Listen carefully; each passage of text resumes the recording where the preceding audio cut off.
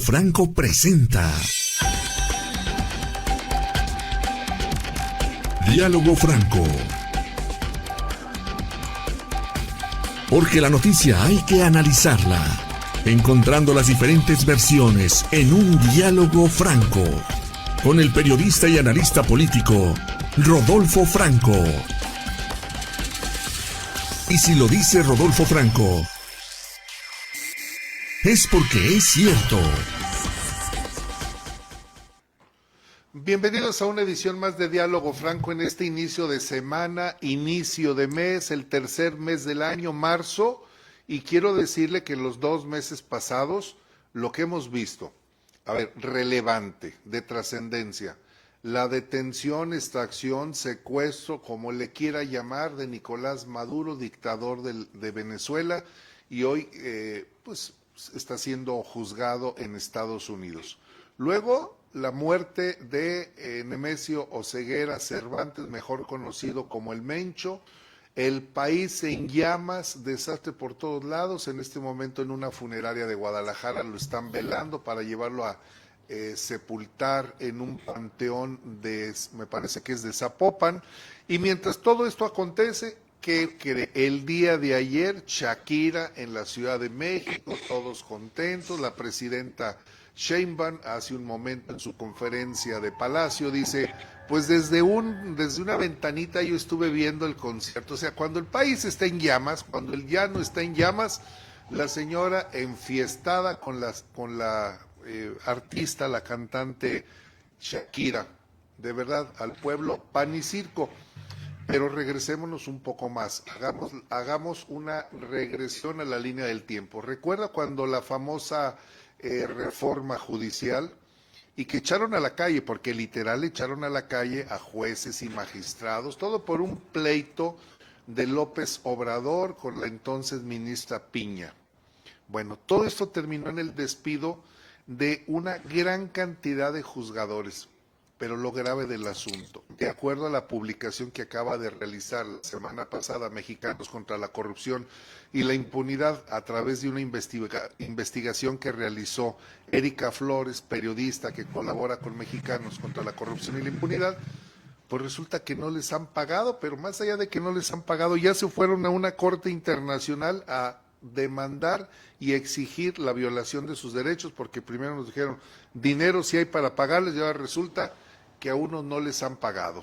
De modo que le pedimos a Erika Flores que nos pusiera en el contexto de esta situación vergonzosa, porque sí hay para pagar, por ejemplo, los conciertos de Shakira, pero no hay para pagarle a juzgadores que además, quiero decirle, era gente experimentada, con trayectoria, con conocimiento, con capacidad y con honestidad contra todo lo que digan de que era una corte corrupta.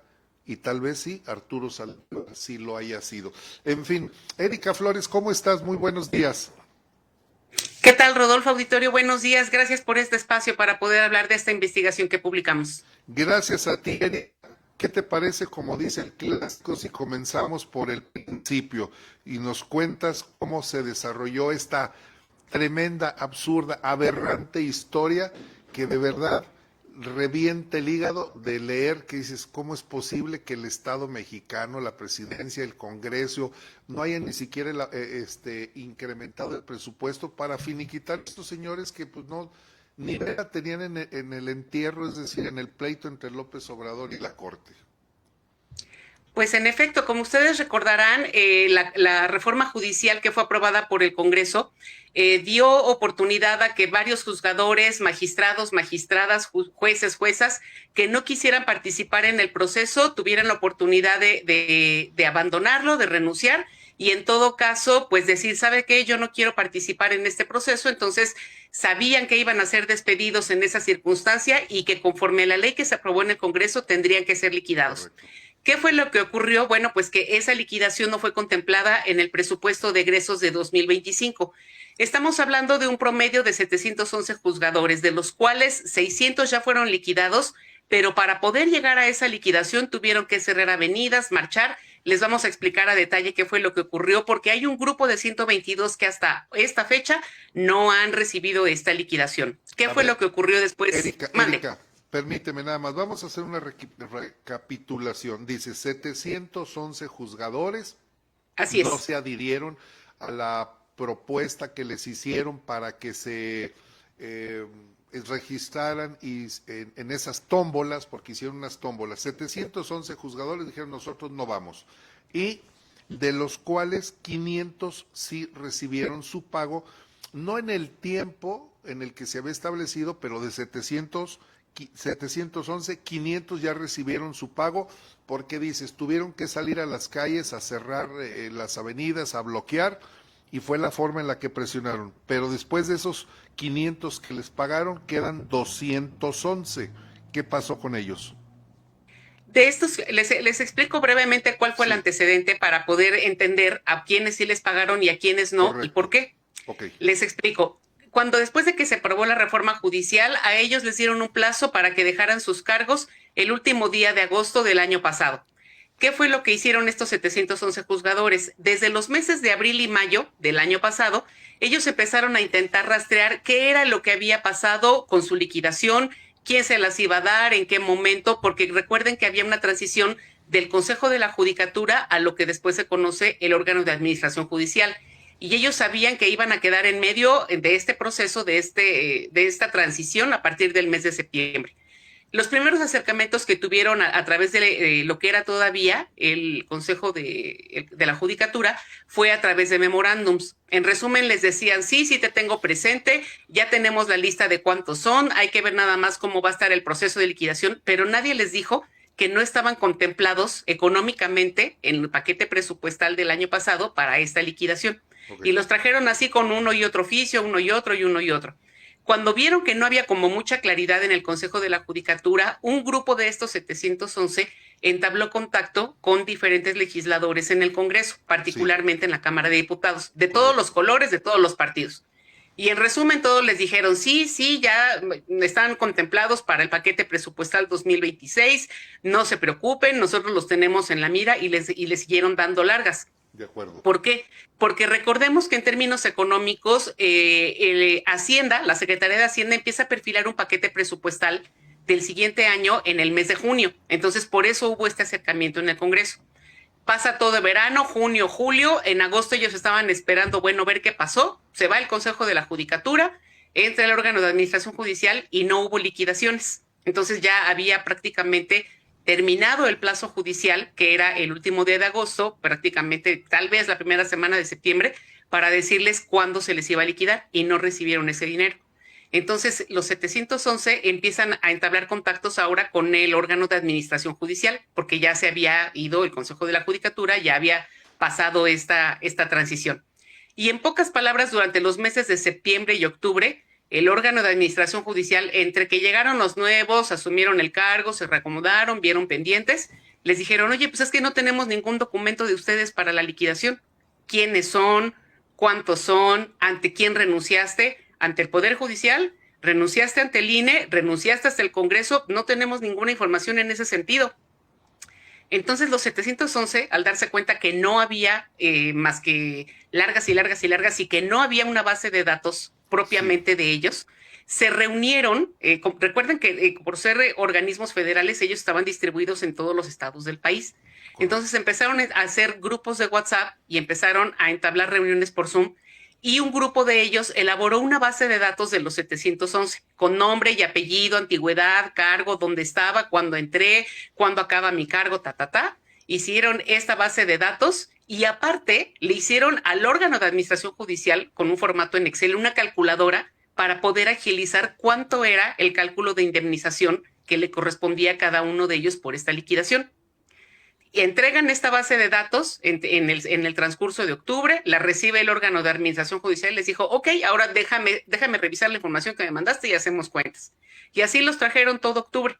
Todavía esperaron el Puente de Muertos y no había ninguna respuesta, es decir, la primera quincena de noviembre. Ok. Entonces, cuando ellos dicen, bueno, esto no está avanzando, nos están dando largas, nos tenemos que recurrir a otros métodos pues que no son propios de nosotros y que no nos gustan. Y entonces empiezan, la primera opción fue realizar un bloqueo en Avenida Revolución. Hicieron un pequeño mitin afuera del órgano de administración judicial, Sí, no los tomaron muy en serio, hasta que ellos bloquean, así de, no nos tomas en serio, entonces bloqueamos, fue cuando, no, sí, pásenle, y vamos a platicar. Y reciben a una comisión. Entonces ya les dijeron, no, sí, mira, es que ya revisamos, ya recibimos la base de datos, pero le estamos revisando, recuerda que nosotros acabamos de entrar, bla, bla, bla, nos vemos en una semana. Y otra vez la siguiente semana sí los trajeron, porque no les podían decir que no estaban contemplados en el presupuesto, que no había dinero para sus liquidaciones, porque no habían sido contemplados en el presupuesto de ese año. Aguantaron una semana más cuando vieron que tampoco había respuesta ya oficial de decirles tu liquidación corresponde a tanto, se te va a dar tanto.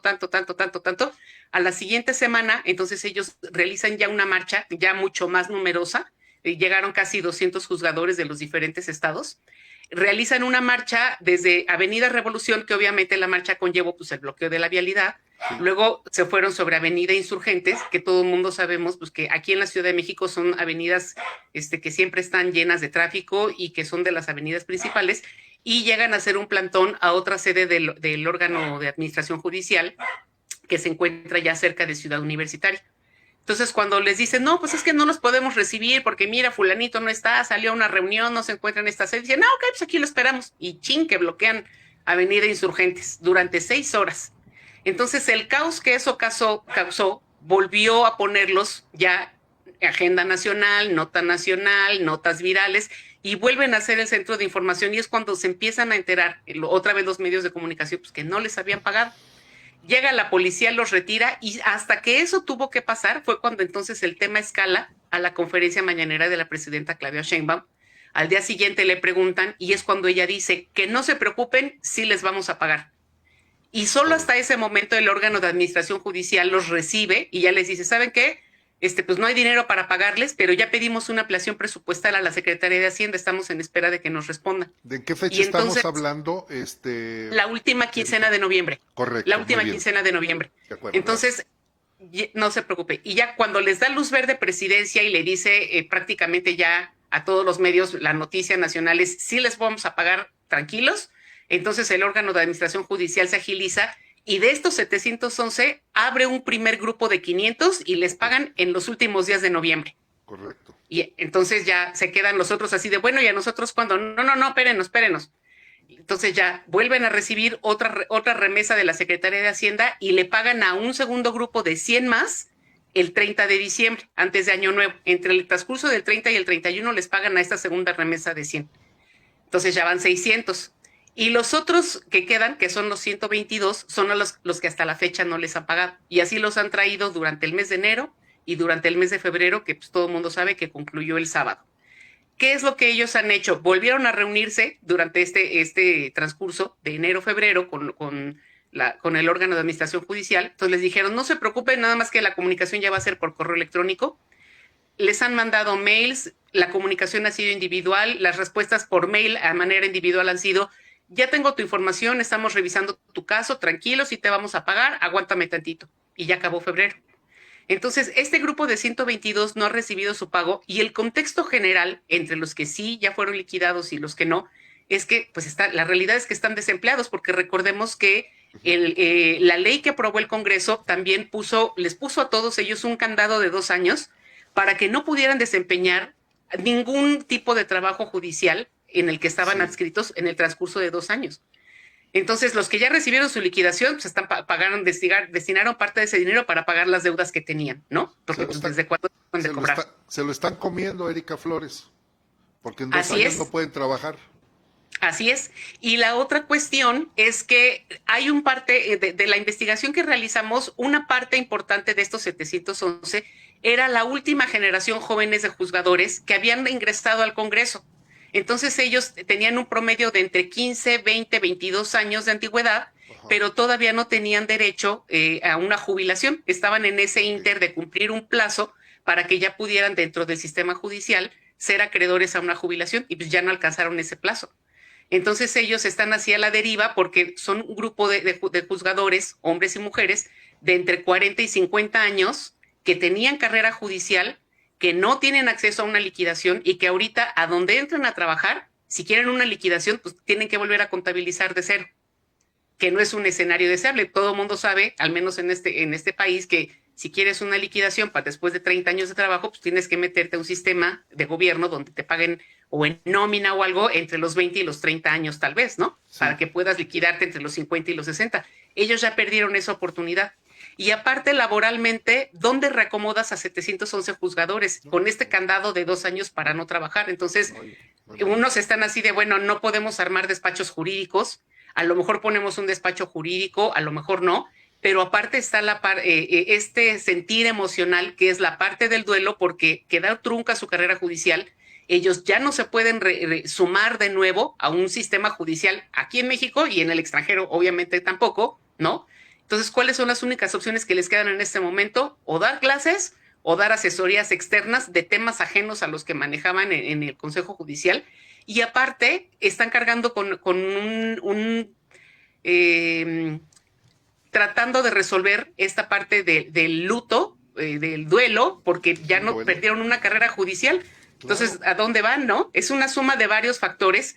Todos los que hemos sido en algún momento despedidos de algún empleo o que hemos abandonado un empleo por la razón que sea, sabemos los factores que esto implica, ¿no? El reajuste económico, para dónde me voy, de qué me voy a mantener en el siguiente mes, los siguientes 2 meses, a dónde me acomodo. Pero ahora eso hay que magnificarlo a personas que tenían una carrera judicial y que quedó trunca, mientras el tema pasó ya desapercibido porque la agenda nacional ya se fue por otros temas válidos también, de tipo electoral, de tipo de seguridad, todo lo que hemos visto, nacional e internacional, pero para nosotros en esta investigación era importante decir, el tema no se ha acabado, faltan 122 que no los han liquidado, y aparte hay otro contexto, que es la siguiente elección judicial, entre que se define si la hacen este año o el próximo o en el 2028, da igual.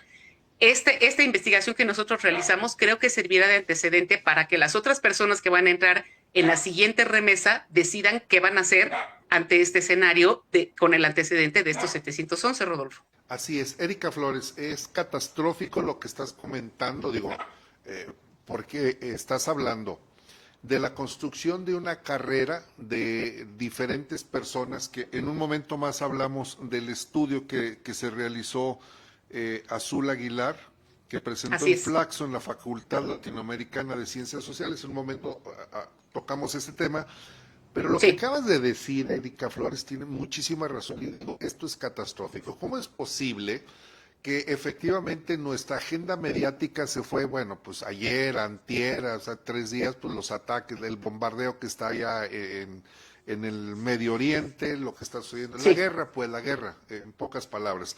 Lo que acabamos de vivir con el Mencho, te decía ayer la señora Shakira en su concierto, 400,000 personas disfrutando.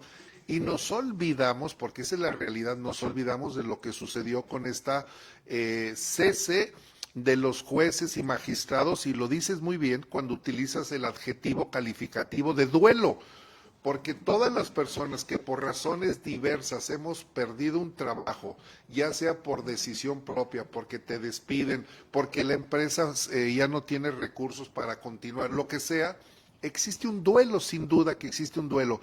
Y cuando tienes un candado, a lo mejor si tú eres un periodista y te vas de una empresa, pero llegas a otra, pues bueno, llegas con el dolor, me fui, lo que yo hacía allá, pero ya tengo un ingreso. A lo mejor hay un inter y comienzas a tener tu ingreso.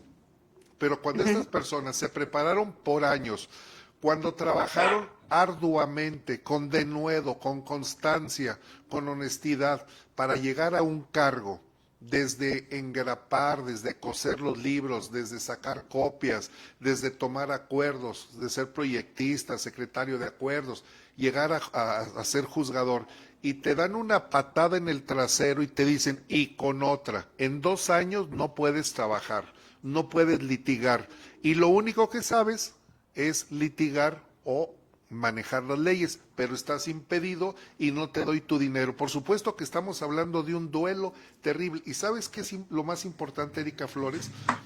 Que le acabas de poner, como lo dicen, el punto a las IES. ¿Por qué?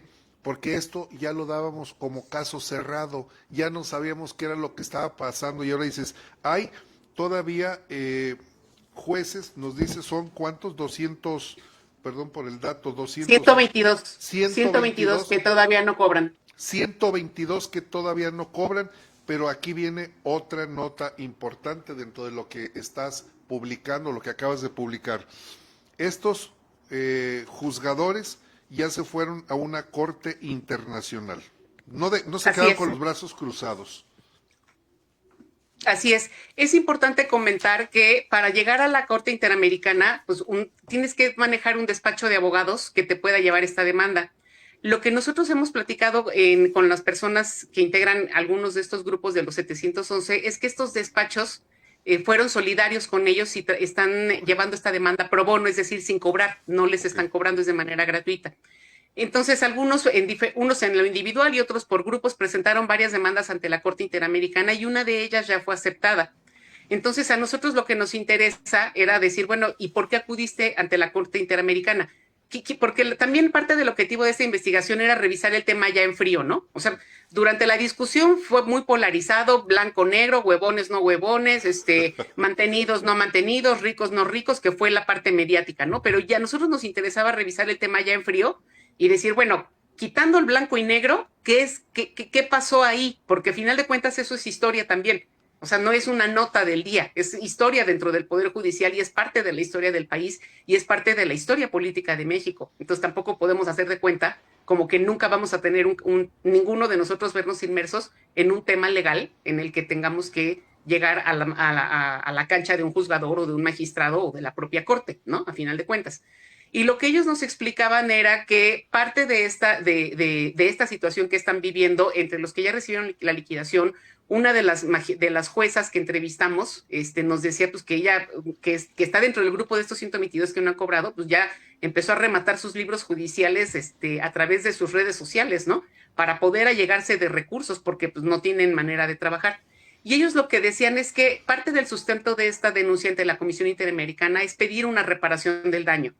¿Por qué nos llamó la atención esto? Porque nosotros como periodistas sabemos que quien pide reparación del daño es generalmente en casos vinculados a la violencia, ¿no? Desaparición forzada, un robo, un delito, un secuestro, casos por el estilo, ¿no? Pero ellos nos decían, es que el Estado me corrió de mi trabajo. O sea, me corrió de mi trabajo y sin un expediente donde me dijeran, a ver, aquí documenté que eres corrupta, que tú pediste dinero, y es por lo que nos pusimos a investigar justamente esta parte que mencionas de la investigación de Azul Aguilar. Porque sin parte causal, sin ninguna causal que de las que establece la Ley Federal del Trabajo. Exactamente, porque al final de cuentas, mediáticamente fueron señalados, con razón o sin razón. En el momento fueron señalados y todo ese debate llegó a redes sociales. Nosotros queríamos ya fuera de ya en frío decir, bueno, ¿y si tenían razones o no? O sea, ¿quiénes de ellos tenían expedientes abiertos, etcétera, ¿no? Y de lo que nos platicaron es que ninguno de ellos lo tenía. Pero acudimos a esta investigación de Azul Aguilar, donde ella, durante un periodo de casi un semestre, envió cuestionarios a funcionarios de la Corte, juzgadores, magistrados de diferentes niveles y tamaños. Todos contestaron el cuestionario que ella envió, un cuestionario de aproximadamente 180 preguntas. Sí. Y lo que documentan las estadísticas que esta investigación que ella hizo genera es que casi el 80% de los juzgadores llegaron por méritos propios a la Corte. Estudiaron licenciatura en escuelas públicas, ¿no? Son hijos de maestros, hijos de profesionistas, pero la mayoría son hijos de maestros, que es un dato que nos llamó la atención, porque el esquema que se había manejado era de no, quien está en la Corte es por nepotismo. O sea, sí, no discutimos que también puede haber ahí unos cuantos grupos o personas por nepotismo, pero al menos de esta investigación de Azul Aguilar, el 80%, la estadística que arrojó de esta muestra que ella tomó, es que el 80% llegaron por méritos propios, fueron personas que estudiaron en escuelas públicas, que tenían grado de maestría, pagada en escuela pública o privada ya con sus recursos, y que habían ingresado a la Corte desde abajo. Entonces, eso tira un poco el argumento de decir que todos son ricachones y que son huevones y que son recomendados, ¿no? Que fue el tema en el que todo el mundo polarizó en redes sociales. Entonces, ya descartado ese mito, quisimos abordar la parte estadística de este grupo de 711, cuántos eran hombres, cuántos eran mujeres y de qué edades, porque pues no vamos a encontrar ahí juzgadores de 25 años, ¿no? Entonces resulta que la mayoría son de entre 40 y 60 años, es decir, si bien están en una edad productiva, un poco lo que platicamos al principio, ya no pueden entrar a trabajar a un lugar donde empiecen otra vez de cero para intentar alcanzar una jubilación, ¿no? Y la otra es que muchas de ellas son mujeres, algunas adultas mayores, otras ya mayores de 50 años, Y nosotros sabemos perfectamente que en este país, pues conforme vas envejeciendo, tienes menos oportunidades de desempeñarte en un empleo, ya sea profesional o no profesional, ¿no? ¿Por qué? Porque ya todo mundo busca los egresados, ¿no? Para que sean como la nueva fuerza de trabajo, en comparación con las personas que ya pasan de 40, 50, 60 años, ¿no? Así es. Y aparte, le sumamos este duelo y una de nuestras entrevistadas nos decía que en términos de salud se fue a hacer un chequeo y le diagnosticaron burnout, ¿no? Y nos platicaba, bueno, yo estoy en burnout, pues ¿cómo están el resto de mis compañeros? Hay que recordar que cuando fue la pandemia del coronavirus, del COVID, el burnout fue el primer síntoma de salud que le encendió las alarmas en el personal de salud por exceso de trabajo, ¿no? Entonces, estos juzgadores también cargan con este problema de salud, más la depresión, más la incertidumbre económica, más la incertidumbre laboral. Entonces, es un tema que tendríamos que volver a hacer un refresh, digamos, no solamente porque no ha terminado y porque no les han liquidado, ¿no? Sino porque la situación por la que están atravesando les está generando consecuencias laborales, económicas y en términos de salud que terminan también siendo noticia. Sí, Erika Flores, me quiero concentrar, digo, este reportaje, esta investigación reportaje vale oro y me quiero concentrar en el fondo del tema. Fueron despedidos 711 jueces y magistrados sin existir causal laboral. Y esa es una afectación del Estado, sin duda que esa es una afectación del Estado. Y eso está generando los problemas que tienen la mayoría de los juzgadores. Tal vez en ese 14% que llegó por recomendación al Poder Judicial, pues esos no tengan mayor problema y tengan recursos, su familia, los acogen en otro lado, etcétera.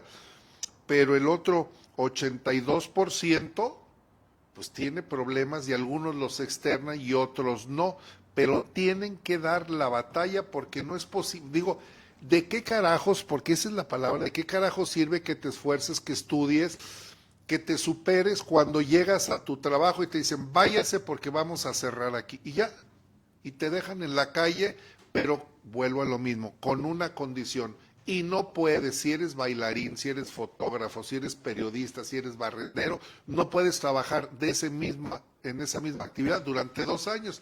Imagínate el tamaño del daño que le están haciendo, Erika Flores, y ojalá que esta Corte Internacional de los Derechos Humanos pueda emitir una recomendación y que sea un parteaguas para lo que viene en el 2027, para los que vienen. Ojalá ninguno se inscribe y diga, váyanse al carajo con sus convocatorias porque esto me puede suceder el día de mañana a mí. Creo que esa sería la lectura que le pueden dar estas personas y de verdad, Erika Flores, te felicito porque este es un acto de injusticia brutal. Hemos visto las narcofosas, las desapariciones, las madres de familia llorando, buscando a sus hijos, el expresidente indolente, la presidenta diciendo que ya van a presentar las cifras de desaparecidos. Este es otro daño del Estado, nada menos que a profesionistas que se prepararon, no son egresados de la Universidad Benito Juárez ni del Bienestar, son gente que se prepararon y que les dieron una patada en el trasero. Nosotros vamos a estar dando seguimiento a esta información, primero para ver si entregan la liquidación a los 122 que faltan, pero también va a ser historia lo que diga la Corte Interamericana, desde ganen o no una indemnización en el Estado, los argumentos de la Corte Interamericana van a ser un parteaguas, no solo a nivel histórico, sino también a nivel jurídico, porque es muy probable que uno de los principales argumentos sea justamente cuáles fueron los argumentos para despedirte, ¿no? Pues claro. Y que a final de cuentas, ya al menos estos 122 que están sin la liquidación, pues ya pasaron 6 meses, ¿no? Del plazo judicial que se dio para liquidarlos, ya pasaron 6 meses, no han recibido liquidación. Y aunque no tenemos como los argumentos para poder decir por qué sí o por qué no se les han liquidado, sigue siendo noticia el hecho de que no hayan recibido su liquidación y dar seguimiento al tema, pues porque a final de cuentas todos nos vamos a ver envueltos en alguna situación judicial en algún momento de nuestra vida y tenemos que saber en dónde estamos parados. Claro que sí, Erika Flores, te felicito por este trabajo y yo te hago una atentísima invitación para que una vez que tengas información de esta situación, nos la compartas, sé que la publicarás en la Organización de Mexicanos contra la Corrupción y la Impunidad, pero que nos la compartas también, que nos tomes la llamada para platicarlo, para comentarlo, porque esto es otro caso más de abuso del Estado mexicano en contra de ciudadanos, trabajadores, honestos, productivos. Y voy a usar una palabra, Erika Flores, que no utilizo por respeto a la audiencia, pero creo que vale la pena decirlo. No son huevones, es gente que estaba trabajando. Y con eso está dicho todo. Gente que estaba trabajando. Erika Flores, muchísimas gracias. ¿Algo que tú quieras agregar? Agradecerles la oportunidad, el espacio y sí, los mantendremos informados con el seguimiento que hagamos a esta investigación que no va a ser de manera inmediata. Les platicábamos No, que ya lo sabemos. es una investigación de meses, ¿no? Sí. Sobre sí. todo ganarnos la confianza, ¿no? Para que las mismas personas puedan platicar con nosotros, de manera franca y abierta como lo han venido haciendo. Estamos respetando nosotros también sus procesos de duelo e incluso sus presiones económicas frente al desempleo y la propia incertidumbre que esto les genera. Pero en cuanto tengamos información nueva, con gusto se las compartiremos. Y muchas gracias por el espacio y el tiempo. Al contrario, Erika Flores, te mandamos un fuerte abrazo. Igualmente, muchísimas gracias. Gracias a Erika Flores, de verdad. Buenos días. Buenos días, Erika Flores. Da vergüenza, imagínense cómo nos ven en otros países. En México corremos, despedimos, mandamos al diablo a la gente que está juzgando, que está dictando las sentencias en contra de los delincuentes. Y nosotros los mandamos a la calle de una potada. Pero eso sí, metimos gente impreparada. Aquí, en Aguascalientes, ya lo vimos en el caso de un muchachito que, ¿sabe lo que sucedió con ese muchacho? Un juececillo que ya solicitó licencia, que dicta sentencia en contra de la víctima, vincula a la víctima, dice, señor, yo soy la víctima, yo soy el que se viene a doler, el otro, el que está a un lado, ese es el que me causó el daño. Ese es el nivel de jueces que llegaron. En fin, ¿para qué decir más? Le recuerdo que el día de mañana tenemos el programa Diálogo entre Mujeres. Nuestra compañera Susi Torres estará entrevistando a una mujer que desde luego tiene trayectoria y mérito para contar por qué ha llegado al lugar en el que se encuentra. De modo que nos vemos el día de mañana en punto de las 9 de la mañana, que será un programa más. El de hoy es un programa menos.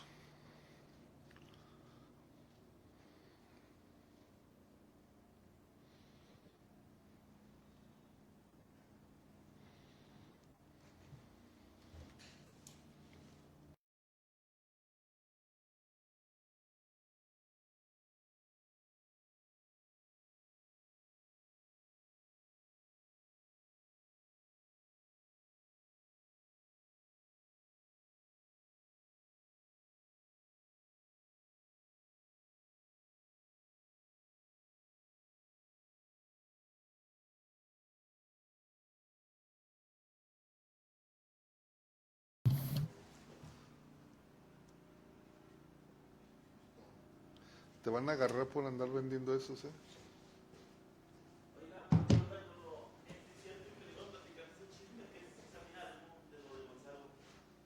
¿De quién? De Gonzalo.